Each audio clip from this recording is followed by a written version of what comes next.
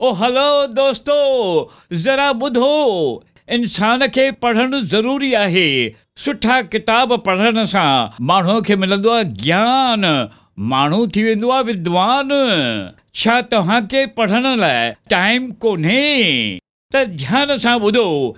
NCPSL यानी national council for promotion of Sindhi language उहा हाणे तयार करे रही आहे ई बुक। उन्हनि खे तव्हां किथे बि ॿुधी सघो था, रस्ते ते पंधु कंदे, जॉगिंग कंदे, बालकनी में, किचन में, बस में, ट्रेन जे कतार में, टैक्सीअ में, मेट्रो ट्रेन में। झूलेलाल जूं कहाणियूं, शहीद हेमू कालाणीअ जूं कहाणियूं, ज्ञानी ऐं विज्ञाननि लाइ, विद्वाननि ऐं सिहत लाइ। इन्हनि खे सम्झो, इहे मिलंदियूं सिंधी ॿोलीअ में। इहे किताब तव्हां सां सिंधी ॿोलीअ में ॻाल्हाईंदा। किताब जल्दी अची रहिया आहिनि।